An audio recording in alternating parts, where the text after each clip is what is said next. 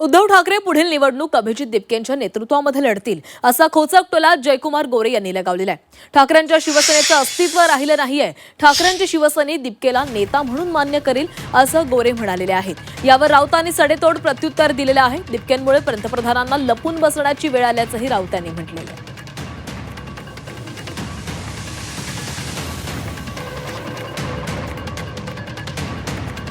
तर जयकुमार गोरे यांनी उद्धव ठाकरेंवर निशाणा साधलेला आहे। ठाकरे दिपकेंच्या नेतृत्वामध्ये निवडणूक लढतील असा खोचक टोला त्यावर जयकुमार गोरेंनी लगावलेला आहे आणि याला उत्तर संजय राऊत यांच्याकडून देण्यात आलेलं आहे।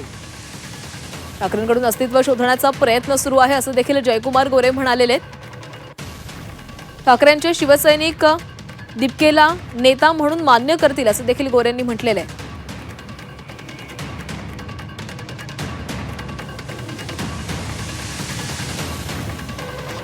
उद्धव ठाकरे पुढील निवडणूक अभिजित दिपकेंच्या नेतृत्वामध्ये लढतील असा खोचक टोला जयकुमार गोरेंनी लगावलेला आहे। ठाकरेंच्या शिवसेनेचं अस्तित्व राहिलं नाहीये, त्यामुळे आता ठाकरेंचे शिवसैनिक दिपकेला नेता म्हणून मान्य करतील असं देखील गोरे म्हणालेले आहेत आणि यावर संजय राऊत यांनी सडेतोड प्रत्युत्तर दिलेलं आहे। उद्धव ठाकरे साहेबांच्या शिवसेनेचं अस्तित्व राहिले नाहीत आणि त्यांचं अस्तित्व शोधायचा ते प्रयत्न करतायत।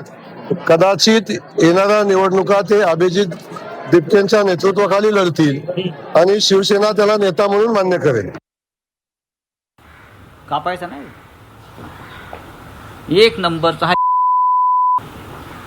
ग्राहकांची लायकी काय आहे?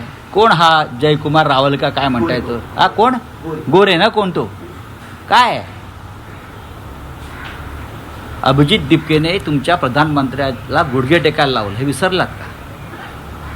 अभिजित दिपकेमुळे आजही अमित शाह आणि पंतप्रधान हे दडून बसलेत बिळामध्ये, हे विसरलात का?